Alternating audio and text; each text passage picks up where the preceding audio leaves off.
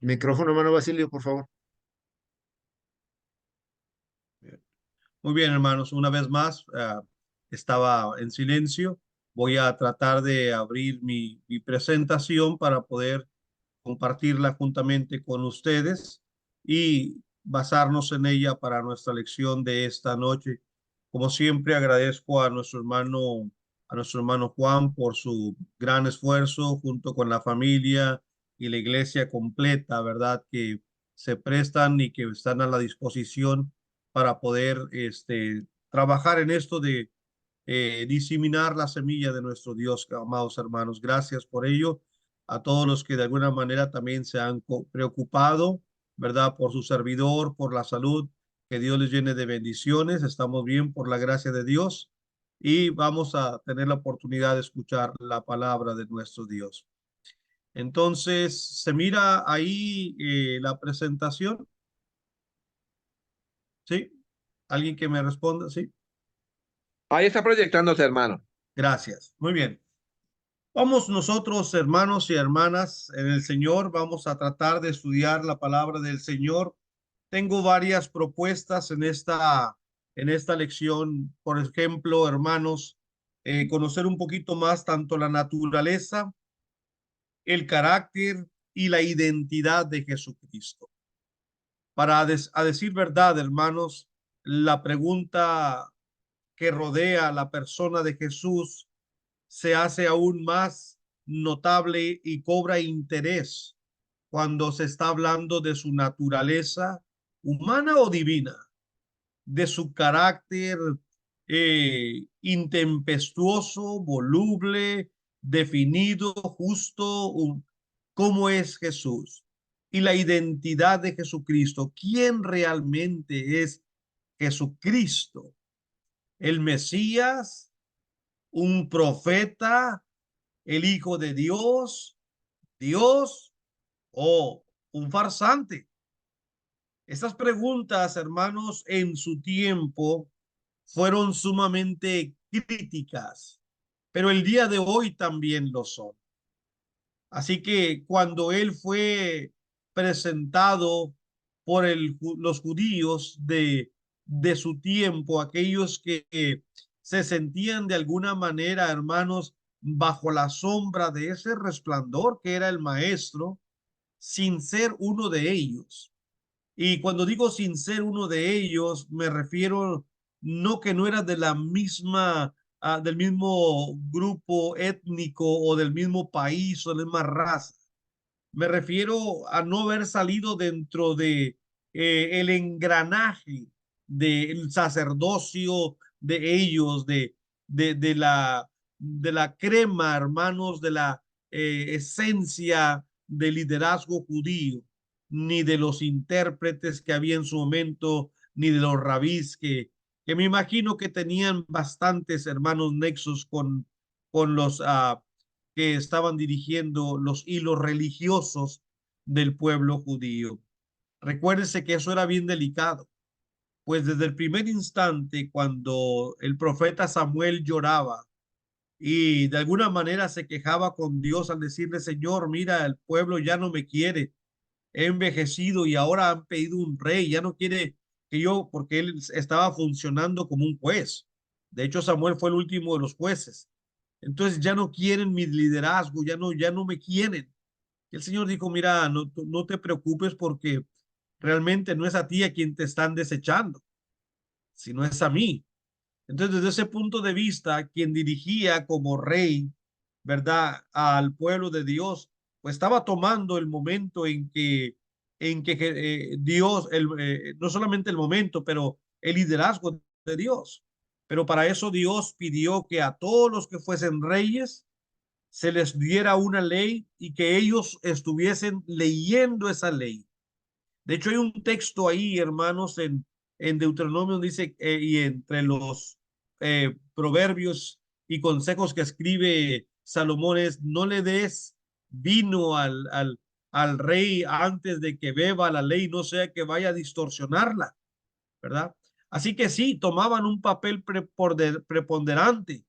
Y cuando Jesucristo viene, hermanos, estos líderes principales del pueblo judío, pues realmente están en sus negocios, pero no en los negocios de su Padre, de Dios. Así que cuando le preguntaron, dinos, ¿eres tú el Hijo de Dios? Las evidencias todas de los sermones, de las palabras, del nacimiento, hermanos, del lugar donde nació, de sus señales de poder que hacía, hermanos, los milagros, todo indicaba claramente quién era él. Tenías que ser una persona que no vivía en ese entorno, que nunca había escuchado la ley o que venías de otro planeta, si es que hubiera vida en otro planeta. Es una exageración del lenguaje, obviamente, para poder decir, dinos, ¿eres tú el Hijo de Dios? Porque a pruebas y evidencias el Señor había mostrado esa gran verdad, que es la identidad de Jesucristo. Pero, hermanos, responder a estas preguntas es sumamente crítico porque tiene consecuencias y estas consecuencias son de carácter eterno. Una cosa más que debo de agregar, hermanos, es que tristemente, digo tristemente porque vivimos en un mundo de muchas alternativas, un mundo que está acostumbrado a las opciones, amados hermanos.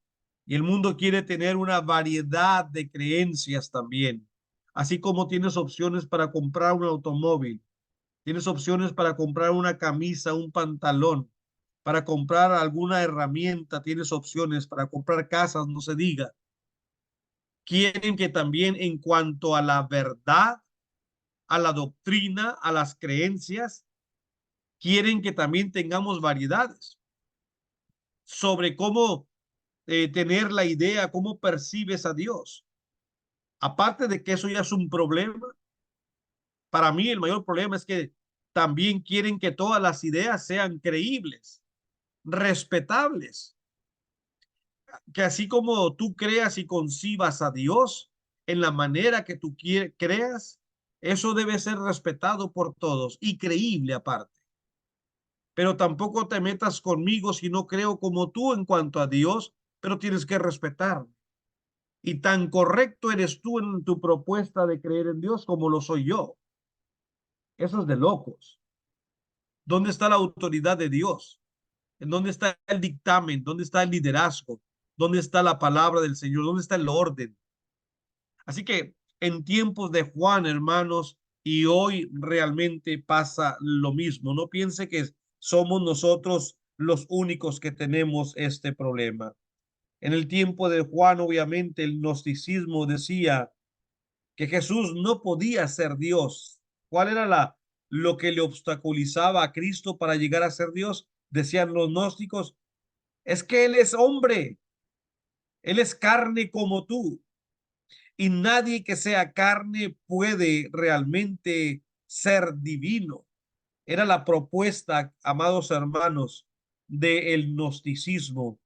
Y para el tiempo de Cristo y de Juan, perdón, las iglesias estaban infiltradas, hermanos, de este tipo de personas.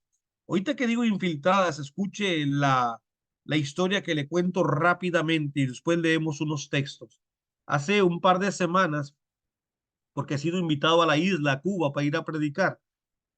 Y estaba tratando de hacer algunos planes también con algunos hermanos ahí. Y me dice, hermano, mira, no te vas a ofender, pero aquí el sistema, tú sabes, el sistema legal con el cual nos manejamos en la isla es de carácter socialista y tenemos nuestras propias maneras de ser. Así que aquí se respeta mucho la decisión del gobierno, me dice. Y el gobierno ha pedido que todas las iglesias, ahora sí da permiso en Cuba de predicar, pero que cada iglesia tenga un representante. Él no quiere estar viendo toda la gente que venga a ver. Así que nos pidió que cada las iglesias, las sectas, dicen ellos, tuviéramos un representante y ese representante sea el presidente de ellos. Y dice, aunque nosotros sabemos que la iglesia de Cristo no tiene presidente, nos vimos forzados a poner un presidente. Solo así de mentiritas, dice, porque es lo que el gobierno quiere. Si usted puede venir a la isla y visitarnos, pero usted no puede pararse al púlpito a predicar. Pero si usted habla con el presidente nuestro y él le tramita su aval, entonces usted ya tiene por parte del presidente de las iglesias de Cristo, cuando llegue a la isla, presenta al gobierno que viene a predicar por 2 semanas, ellos le van a pedir este documento, usted lo presenta y puede sin ningún problema, dice, estar predicando. Pero déjenme advertirle, siempre hay un infiltrado en nuestras reuniones. Y le digo, ¿qué es eso? Dice, personas que trabajen para el gobierno. En los sistemas socialistas, el gobierno tiene que tener el control. Entonces, dicen, le digo, hermano, en verdad, digo, sí.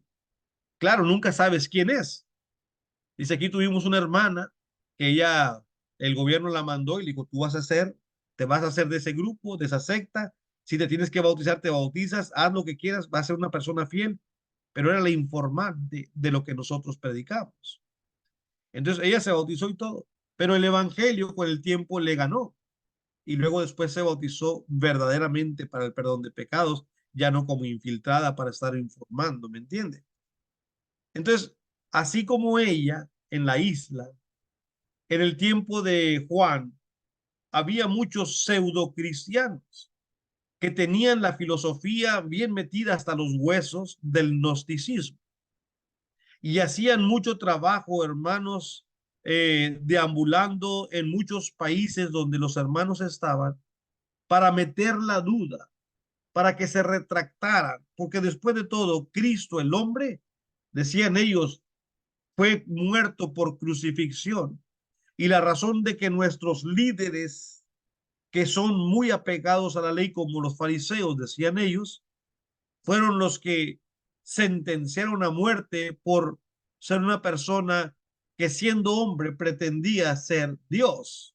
Esa era la idea fuerte del gnosticismo, hermanos. Lea conmigo a Filipenses 2, por favor. Abramos nuestras Biblias. Ya rápidamente nos metemos a los versículos 5 en adelante. Textos, hermanos, relevantes que hablan de, primeramente yo quiero con la escritura decir esto, porque para mí me parecen los textos más fuertes en exponer esta humanidad y divinidad en un solo hombre de parte de Cristo. Haya pues en vosotros este sentir que hubo también en Cristo Jesús, el cual siendo en forma de Dios no estimó el ser igual a Dios como cosa a que aferrarse. ¿A qué no se aferró Jesús? A ser Dios, ¿sí? Entonces, la Biblia, primeramente, hay que ir entendiendo lo que leemos. Él pudo aferrarse a su divinidad, decir, yo no tengo ninguna obligación de hacerme hombre, mucho menos para ir a hacer tu voluntad para que la gente... Eso representaba sufrimiento, porque para hacer la voluntad de Dios tenemos que negarnos a nosotros mismos. Él mismo lo pidió. Por lo tanto, hermanos, esto es un gran ejemplo. Entonces, Pablo está resaltando el sentimiento de la humillación de Jesús. Haya pues en vosotros este sentir que hubo también en Cristo Jesús, el cual siendo en forma de Dios, no estimó el ser igual a Dios como cosa que aferrarse, sino que se despojó a sí mismo, tomando forma de siervo, hecho semejante a los hombres, tomando forma de siervo, hecho semejante. La forma en la cual va a venir es la de ser un siervo. No dice que dejó de ser divino, no dejó de ser Dios. En la forma que vino, vino como siervo, no deja de ser Dios. Dios no puede dejar de ser Dios. Mi hermano David se puede hacer 1001 cirugías porque no le gusta su perfil de su nariz, sus pómulos, sus cejas, sus ojos, sus labios, y puede desfigurarse y componer esa cara si él quiere, pero sigue siendo David. Su esencia, su naturaleza no va a cambiar, sigue siendo David. El Señor, para poder ganarnos a nosotros, tuvo que hacerse como uno de nosotros. pero eso no significa que deja de ser Dios. Entendamos eso, porque el testigo le va a decir eso, el testigo de Jehová. Del testigo que yo le voy a hablar, dice todo lo contrario que los testigos de Jehová dicen. Y por eso vamos a recurrir a él, a Juan, el apóstol, el testigo de Jesucristo. Así que de esa manera se combate la idea del gnosticismo. Él se despojó a sí mismo tomando forma de siervo hecho semejante a los hombres. Verso 8, y estando en la condición de hombre. Cristo estando, Dios estando en la condición de hombre, se humilló a sí mismo, haciéndose obediente hasta la muerte y muerte de cruz. ¿Dónde encuentra otra vez la fuerza de lo que Pablo comenzó a decir, versículo 5? Haya pues en vosotros este sentir, ¿cuál? Se humilló. La humildad de Cristo le hizo no aferrarse a su divinidad, pero todavía vino con forma de siervo y estando en la condición de hombre, aún ahí se humilló aún más para poder hacer la voluntad de su Padre.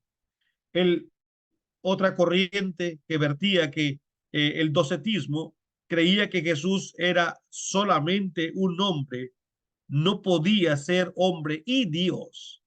Así que el mundo necesitaba ayuda. ¿La necesita también el día de hoy? Por supuesto que sí. Así que estamos realmente en el renglón de la equivalencia. Se equiparan, ¿verdad? Las vertientes y necesitamos el testimonio de alguien, un testigo ocular con un testimonio sumamente verdadero. Y como el mundo necesitaba ayuda, pues Dios ofrece como siempre su ayuda. Aquí hay tres perspectivas, hermanos, y estas tres perspectivas, perdón, decían que Jesús era solamente un hombre.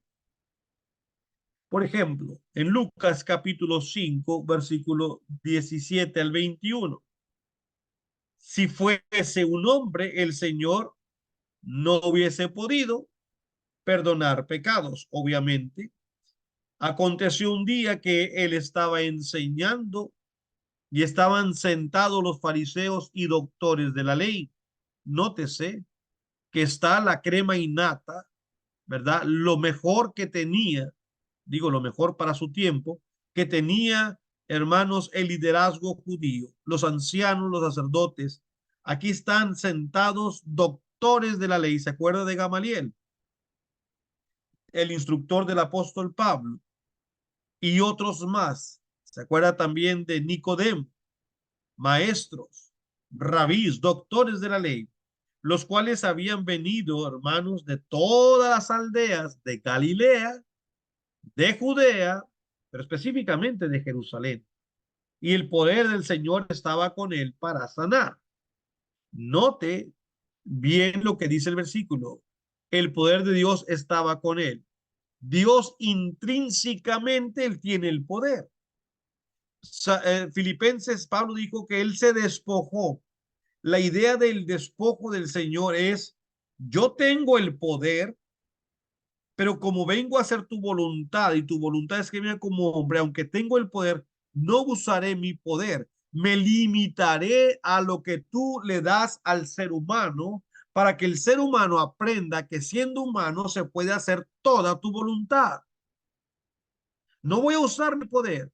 Se lo demuestro. Le dijo Satanás, tienes 40 días de estar en ayunas y tienes un hambre feroz. Si eres el Hijo de Dios, aquí tienes piedras. A ver, muestra tu poder, hazlas que se hagan pan y come. Bueno, ¿usted no cree que Jesús, quien nos creó, tiene poder para convertir unas piedrillas en pan? Pero dijo, no solo de pan vivirá el hombre. Escrito está. Él nos está enseñando que usted y yo en la tentación tan vil, tan fuerte que nos traiga Satanás, no tenemos que doblar las manos y caer, hermanos, que fue muy fuerte como fui tentado. Te olvidaste de tu ayuda. Te olvidaste de la ley de Dios. Mira Jesucristo.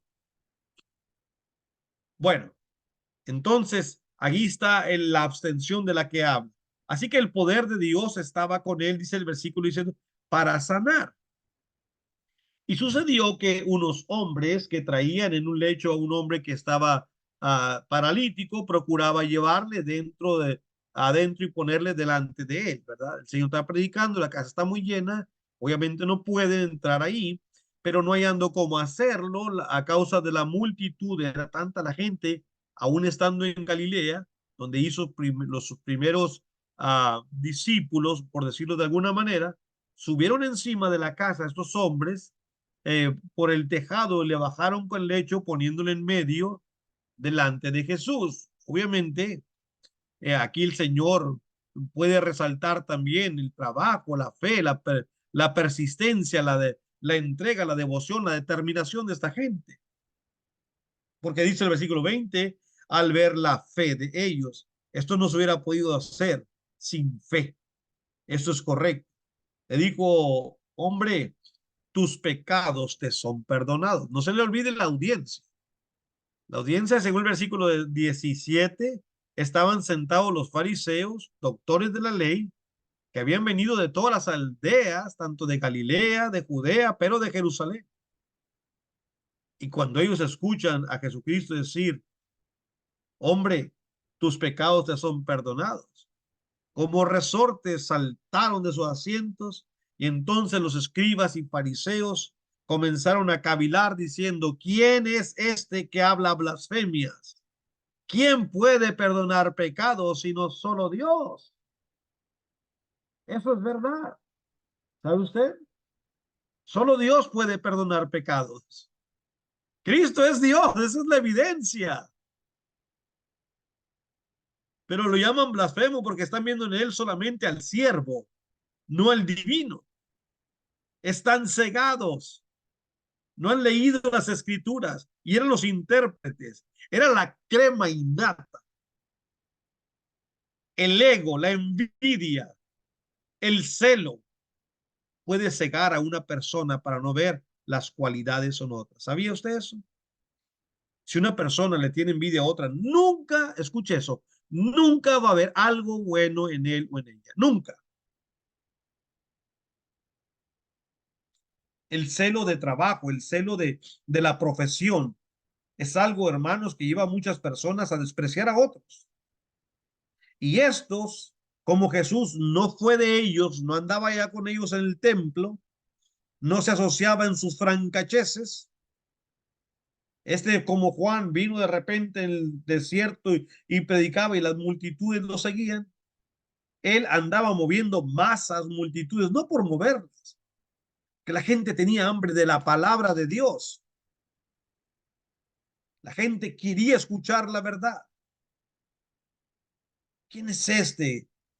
Ese hombre está blasfemando. Sí, si fuera un hombre, yo estoy de acuerdo con ellos, es blasfemia. Porque solo Dios puede perdonar pecados. La respuesta de Jesús fue entonces, conociendo el Señor los pensamientos de ellos. ¿No es esa otra prueba? A él no le dijeron lo que estaban pensando, pero como él es Dios, él sabe lo que están pensando. Entonces dice, ¿qué es más fácil decir? ¿Tus pecados te son perdonados? O decir, levántate y anda. Pues para que sepáis que el Hijo del Hombre tiene potestad en la tierra para perdonar pecados, dijo al paralítico, a ti te digo, levántate, toma tu lecho y vete a tu casa. Y se levantó al instante en la presencia de ellos. Y tomando el lecho en que estaba acostado, se fue a su casa glorificando a Dios. La multitud, sobrecogida por este gran milagro, quedó de asombro y glorificaban a Dios y llenos de temor decían, hoy hemos visto maravillas. Ellos las vieron, pero los intérpretes No, ellos no las vieron. Ellos se fueron juzgando a este blasfemo por impostor, por mentiroso, por farsante. ¿Ve la diferencia? Su cuerpo, ciertamente, decían ellos, no había resucitado. Recuerda aquel chisme, aquella invención, aquel fraude que se hizo para que se dijera abiertamente, después de haberles pagado gran suma de dinero a los soldados, digan que se quedaron dormidos, nosotros vamos a defendernos, no hay problema. El primer día de la semana, Lucas 24, 1 al 6. El primer día de la semana, muy de mañana, vinieron al sepulcro trayendo las especies aromáticas que habían preparado y algunas otras mujeres con ellas. Hallaron removida la piedra del sepulcro y entrando no hallaron el cuerpo del Señor Jesús. Aconteció que estando ellas perplejas por esto, he aquí se pararon junto a ellas dos varones con vestiduras resplandecientes y como tuvieron temor y bajaron el rostro a tierra, le dijeron, ¿por qué buscáis entre los muertos al que vive? Qué buena pregunta, ¿no? ¿Qué hacen aquí? Esta es una tumba y aquí ponen a los muertos. Es el tercer día. ¿Qué hacen acá? ¿Dónde está su fe? No recuerdan, no creyeron en las palabras del Señor. No está aquí, sino que ha resucitado. Acordaos de lo que os habló cuando aún estaba en Galilea. Así que su cuerpo, amados hermanos, ciertamente había resucitado. Por lo tanto, decían ellos, si el Señor no resucitó, como lo que habían hecho, mandar pagar para que dijeran esto, pues entonces Él ciertamente no es Dios. Estas eran las perspectivas que la gente manejaba en todo momento en el tiempo de Cristo. Y si un momento en donde se necesitó el testimonio fiel, hermanos, de alguien que conoció a Jesús, era este, hermanos. Y Juan el apóstol nos ofrece tres cartas fieles como un testigo ocular. Pero lo curioso que él es una persona avanzada de edad, un anciano de 90 años o más, pero que tiene, hermanos, de parte de Dios el aval, pero que tiene una fortaleza y que tiene una memoria y que tiene muchas cosas que decir. Hay hermanos a grande edad que debiéramos escuchar, pues tienen muchas cosas que compartir con nosotros. No los hagamos a un lado. Juan y Jacobo heredaron el negocio de su padre Zebedeo, ¿sí? Su madre, Salomé, era la hermana menor de María. Y lo digo esto no teniendo un versículo para comprobarle, sino leyendo a los comentaristas apegados a los textos, ¿verdad? Pero si usted me dice, hermano, no lo diga o no lo creo, está bien, no somos dogmáticos en el asunto. La madre de Jesús era, así que Salomé, según la historia secular, era hermana menor de María, la madre de Jesús, eh, el Hijo de Dios. Por lo tanto, hablando de Juan y Jacobo, fueron uno de los primeros hombres que Jesús llamó para que fueran sus discípulos. Juan fue el más joven de todos los apóstoles, dice la escritura. Y antes de escribir estas cartas, Juan ya había escrito uno de los 4 evangelios, pero en su vejez él escribió estas 3 cartas, de las cuales, hermanos, encontramos uh, mucho testimonio sobre esto. ¿Por qué Juan? Bueno, Juan recibió un tour, por decirlo así, un paseo del futuro al escribir el Apocalipsis, del futuro inmediato y algunos reflejos del futuro final. Todo lo hizo a través de visiones por parte, hermanos, del ángel a quien Dios escogió para hablar con Juan. Y Juan es una persona que ha quedado, se cree como el último de los apóstoles, último de los apóstoles vivo, ¿verdad? No solamente de los 12, sino también incluyendo de Pablo y de otros hermanos, ¿verdad? De gran envergadura para para el reino de Dios. Y él caminó con Jesús sobre la tierra. Él vio a Jesús morir, lo vio resucitarse, es decir, cuando volvió a vivir. Y si alguno calificaba como testigo de las vidas pasadas, presente y futura de Jesucristo, pues ese era este anciano, también llamado Juan. Él comienza su defensa de quién es Jesús y su verdadera identidad. Sí, esto afectará a la eternidad de cada uno de nosotros en base a lo que Juan, guiado por el Espíritu Santo, amados hermanos, tiene que decir sobre Jesús. Su defensa está basada en esta afirmación que repite una y otra vez. Él era un testigo. Él era la luz. Él era el camino. Él era la verdad. Él era la vida.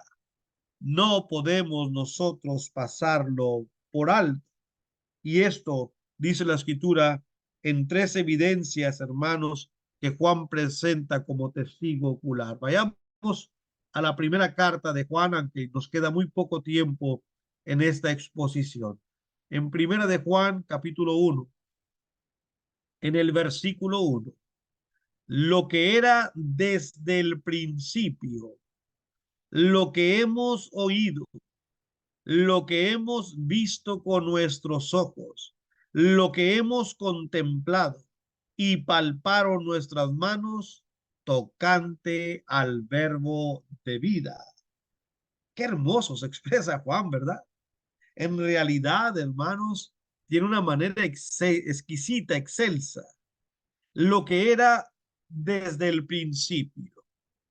O al principio, obviamente, el humano, el de siervo, porque Él es eterno, Él es Dios. Recuerde, Jesús es el alfa y el omega, principio y el fin. Dios no tiene principio ni fin. Su nacimiento, hermanos, estamos hablando de no de su existencia divina. Y de ella hablará Juan en el versículo 2. 100% humano, 100% divino. Esta es una gran evidencia de alguien que presencialmente caminó, platicó, viajó, escuchó, vio en Jesucristo. Así que es muy interesante.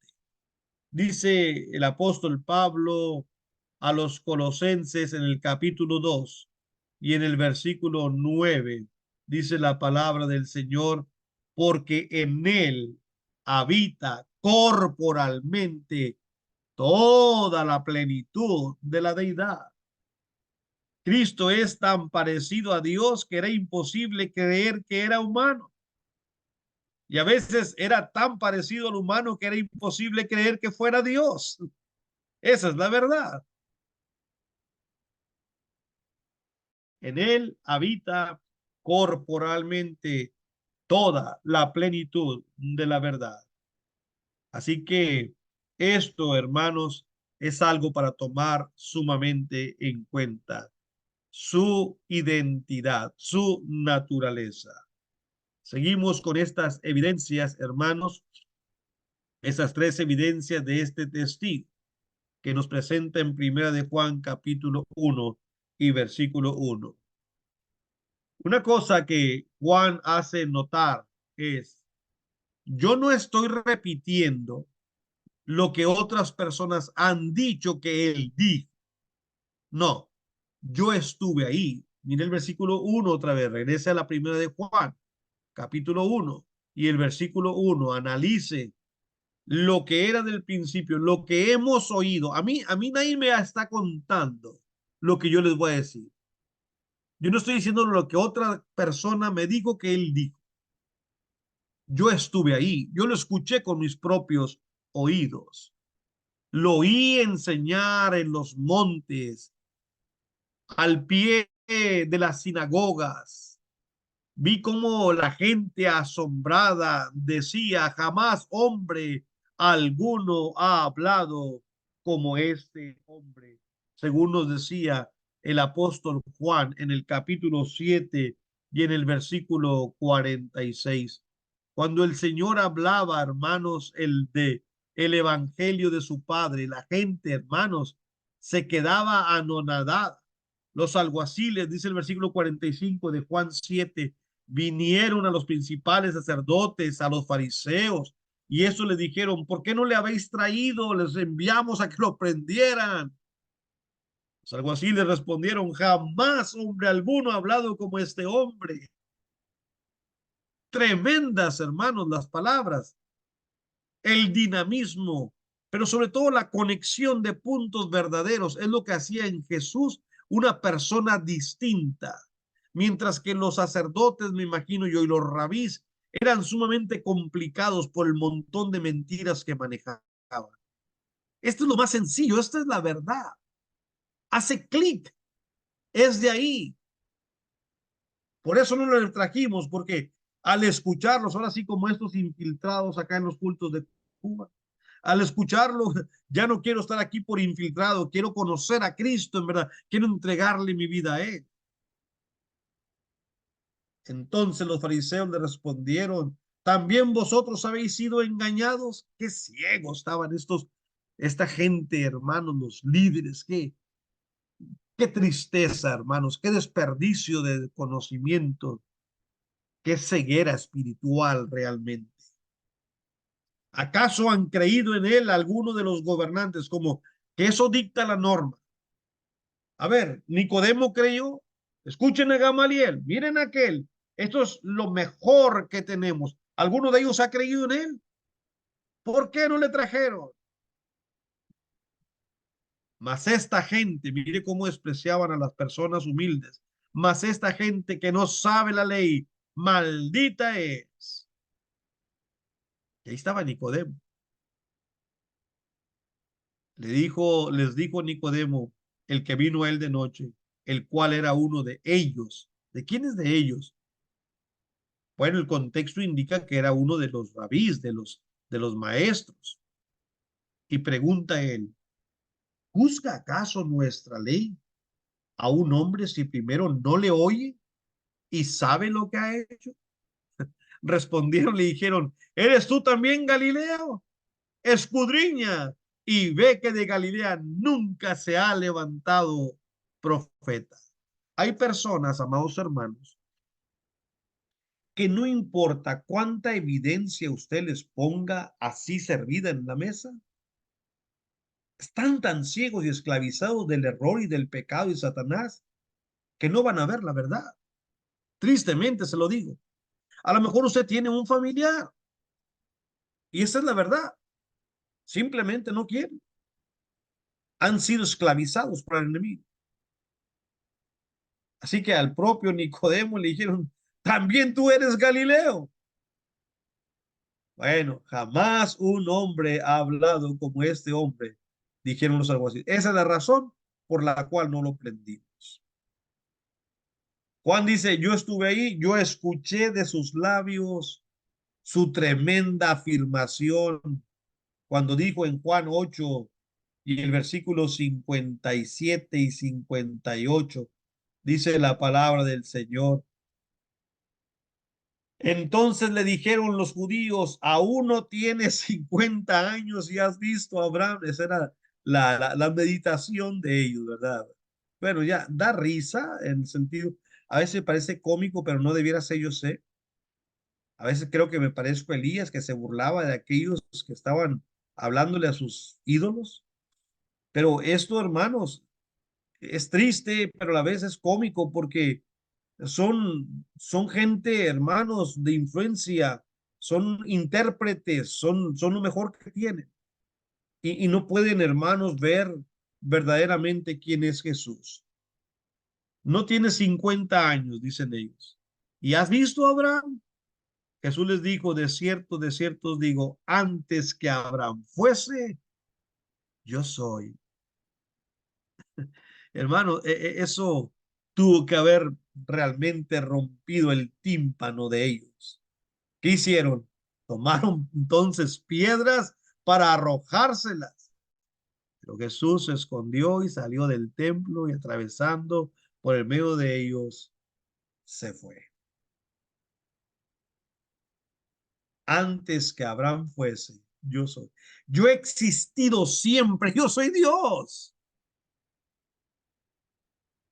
Pues vamos a apedrearte si dices que eres Dios. Pues alcánceme si puede. No, no, no les dijo eso, pero.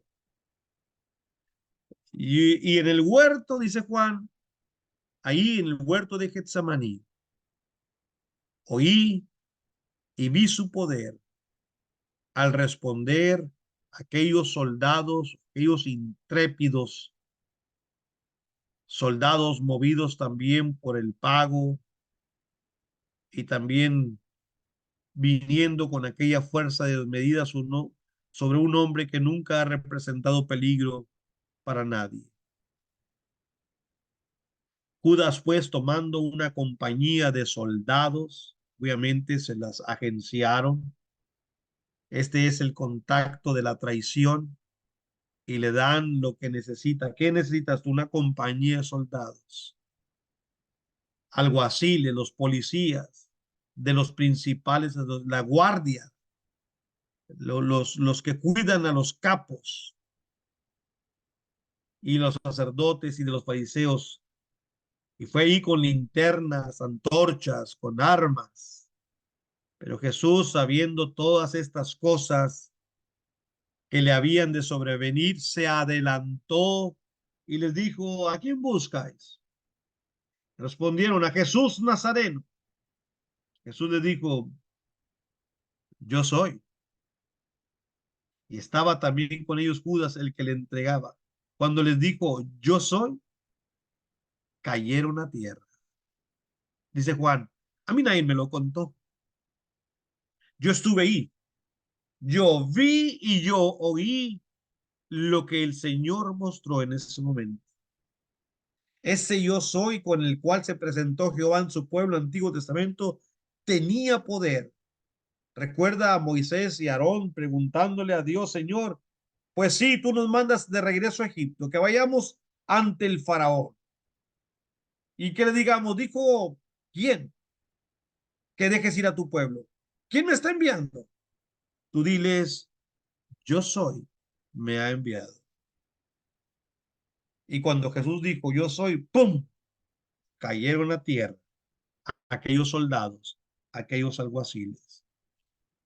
Dice Juan: yo fui testigo de cómo al oír su voz, incluso Lázaro ya muerto, le obedeció y salió de la tumba cuando escuchó la voz de este yo soy.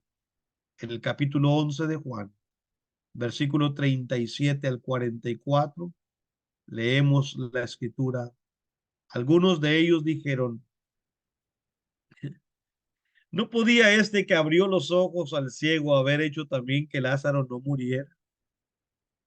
La gente, hermanos, claro, piensa y trata de hacerse entender, y aquí están diciendo: si tenía tanto poder, ¿por qué no evitó que Lázaro muriera? Jesús, profundamente conmovido, otra vez vino al sepulcro. Era una cueva y tenían una piedra puesta encima. Dijo Jesús: quitad la piedra. Marta, la hermana del que había muerto, le dijo: Señor, está muerto, yede ya. Ya tiene 4 días. Jesús le dijo: ¿no te he dicho que si crees, verás la gloria de Dios? Vamos, María. Vamos, Marta. ¿Por qué no ponen atención a mis palabras? Lo que yo les digo, eso es. Les dije que creyeran para que vean la gloria, el poder de Dios. Entonces quitaron la piedra de donde había sido puesto el muerto, y Jesús, alzando los ojos a lo alto, dijo: Padre, gracias te doy por haberme oído. ¿Qué hizo Jesús? Encomendarse al Padre y pedirle al Padre, porque él vino a hacer la voluntad de su Padre. Yo sabía que siempre me oyes, pero lo dije por causa de la multitud que está alrededor, para que crean que tú me has enviado. Y habiendo dicho esto, clamó a gran voz, Lázaro, ven fuera. Mi creencia de alzar su voz no es porque Lázaro quizás no le iba a oír como aquellos de Elías que tenían que gritar. Es para que la multitud que está a su alrededor escuche que él está dándole una orden, un mandamiento a un muerto que hiede y está en estado de putrefacción después de 4 días de muerto. Y dice el versículo 44, y el que había muerto salió, atadas las manos, los pies con vendas y el rostro envuelto en un sudario. Jesús le dijo, desátenlo y déjenle ir. Si él hubiese entrado, no cree que muchos han dicho, hubo fraude, ahí salieron, envolvieron a otro, salió otro. Él se quedó afuera. Lázaro, salga. Como dijeran en Bogotá, salga a su merced. Y aquel que había estado por 4 días muerto, salió caminando a la voz de Dios. ¿Estás seguro que no estabas alucinando, Juan? Oh, no. Yo también lo palpé. ¿Sí? Sí, lo palpé. Jesús no era un fantasma cuando resucitó. No fue una visión sin cuerpo. No, no, no, no. En Juan, él escribe en el capítulo 20 y el versículo 29. Nos dice la escritura, hermanos, cuando estaba hablando ahí lo de Tomás, el versículo 28, entonces Tomás respondió, le dijo Jesús, le dijo, Señor mío, Dios mío. Jesús le dijo, porque me has visto, Tomás, creíste, bienaventurados los que no vieron y creyeron. Así como Tomás, él también, hermanos, vieron a este Jesús, vieron sus huellas de haber muerto crucificado, esas manos clavadas, esa costilla atravesada, hermanos. Él no era un fantasma quien se levantó. Juan, tú eres testigo. Cuéntanos exactamente quién es Jesús. Y Juan contesta en Juan capítulo 1 y el versículo 1 dice la escritura, en el principio era el verbo era con Dios y el verbo era Dios. ¿Quieren saber quién es Jesús? Él es el verbo de vida. Él es Dios. Él es Logos.